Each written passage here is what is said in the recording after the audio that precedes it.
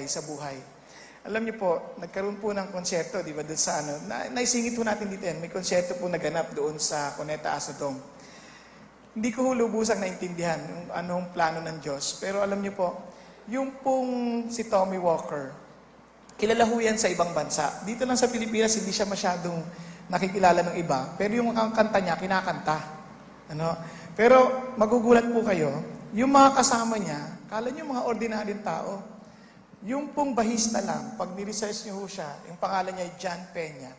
Isa sa pala, kung hindi siya pinakamagaling, isa sa pinakamagaling na bahista sa Amerika. Isipin niyo yung drummer, siya po ay drummer ni Shakira. No? Sabi ko, grabe pala itong mga ito. Yung isang backup singer, ay backup singer dati ni Michael Jackson. Sabi ko, ganito pala katitindi itong mga taong ito. Ay naalala ko, si Johann Sebastian Bach. Kapag nabalitaan niya ang isang mga mahuhusay na manudugtog, sa ibang lugar tutugtog, babiyahe yan, kahit ano, pag-iipunan niya yan, babiyahe yan, just for him to learn. Naku, yung sabihin? Alam niyo, sabi ng Lord sa akin, yan kasi ikaw mag-iingat ka sa ganyan. Huwag kang mawawalan ng puso na matuto kahit kaninong tao. Naku, yung sabihin? You wanna succeed in life, always be hungry to learn. Kaya ang Biblia, ganyan din ang kanyang utos. Blessed are those who hunger and thirst for righteousness. Ano sabi niya? And you shall be satisfied. Yun naman pong pangako ng Diyos. Kapag talagang yun ang puso mo, ito'y magaganap. Ito'y magaganap. And alam niyo po, nakakatuwa kasi sa sobrang saya ho nila, alam niyo, may bayad talaga dapat yung mga kasi professional ho yan eh.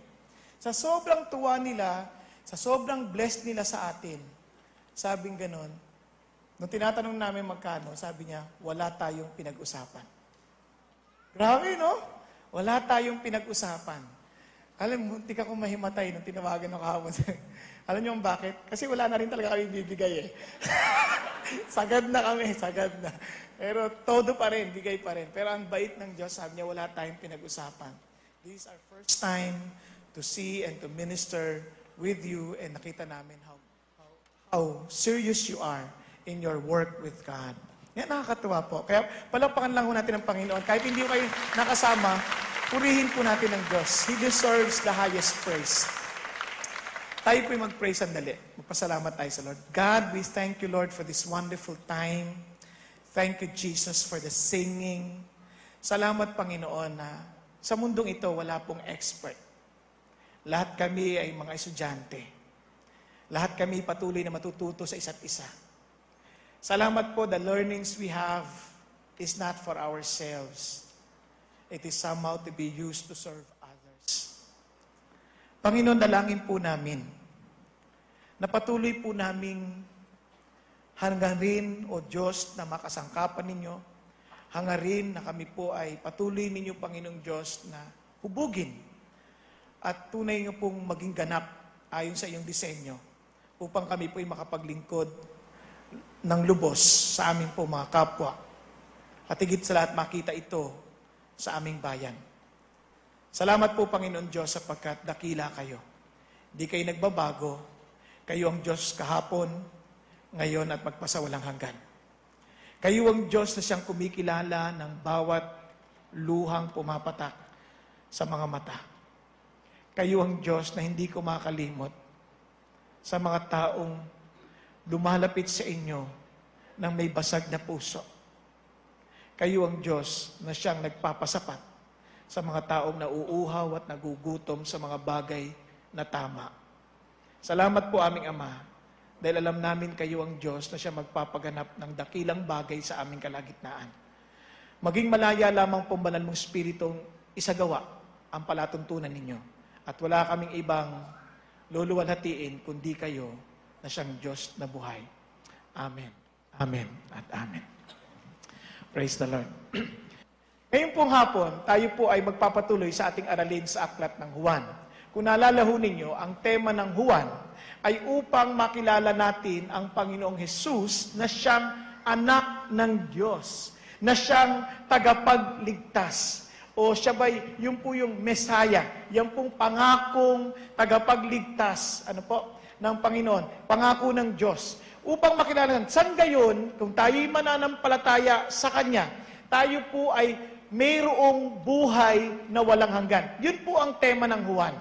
At unti-unti nakita natin sa paghayag pa lamang ng Panginoon sa unang kabanata, pinakilala na kagad siya nga ay anak ng Diyos. Kasi ang salitang Son of God or anak ng Diyos, sa mga panahon na yon, nauunawaan ng mga Hudyo yun. Naiintindihan nila na yun ay tumutukoy sa nature ng Diyos. No? Pag sinabi mo, pag sabi ni Kristo, I am the Son of God, for the Father and I are one.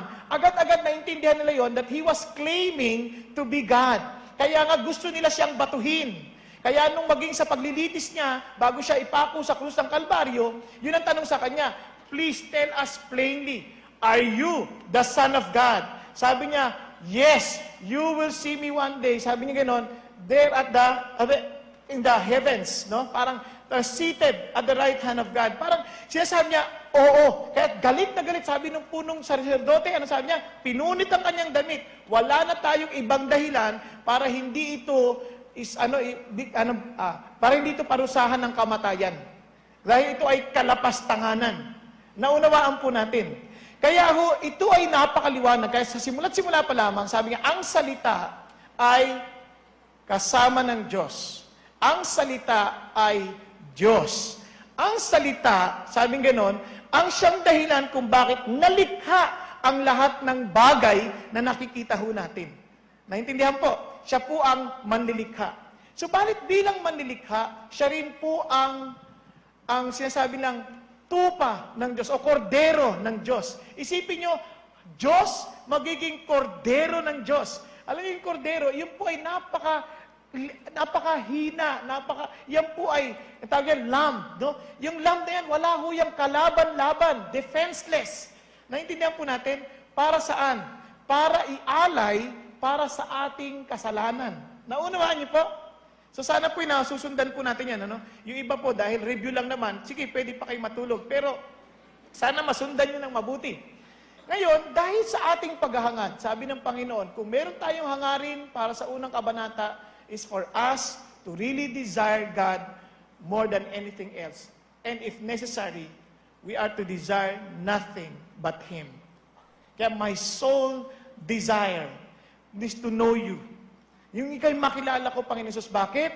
Because this is eternal life, that they may know you and the one whom you have sent. Kaya wala hong totoong kaligtasan na walang pagkilala kay Jesus. Naintindihan po natin. Kaya po ay napaka-importante. Kaya sa ikalawang kabanata, muli pa hong pinahayag ni San Juan, ni Juan Bautista, ang bagay po na tungkol sa Panginoon Jesucristo. Siya po ay Diyos at wala siyang ibang nais gawin, kundi ang luwalatiin ang kanyang Ama. Napansin niyo po, kaya sabi niya, Father, glorify me as I have glorified you. Kaya nung panahon na yun, mapapansin niyo, para mag-glorify ang Diyos, maluwalhati ang Diyos. Kasi sa atin po lagi nasasabi, gusto ko namang luwalatiin ang Diyos. Pero hindi yan sa magitan ng ating naiisip. Yan ay sa magitan sa paraan din ng Diyos. Naunawaan po natin. Kaya sabi niya, glorify thou me as I have glorified you, for I have accomplished the work that you have entrusted me to do. Kaya nung naubusan ng alak, ano sabi ng Panginoon? Sabi niya, the time for me has not yet come. Ibig sabihin, meron siyang timetable. Sinusunod niya ang Panginoon. The timetable. Now, if we are Christians, we claim that Christ lives in us. Ang ating isip at puso ay para luwalatiin ng Diyos. At ang ating buhay ay para ganapin ang kalooban ng Diyos. Naunawaan po natin. Hello? Parang ang lalim ng iniisip nyo. Hindi ko alam kung tama yung aking sinasabi. Pero kahit hindi kayo maniwala, yun ay sinasabi ko lang. Dahil naniniwala ko, yun ang sinasabi rin ng Diyos. Ngayon, balik po tayo. Pagdating po natin, hindi lang kalulatiran ng Diyos, pansin niyo po ito ang magiging epekto.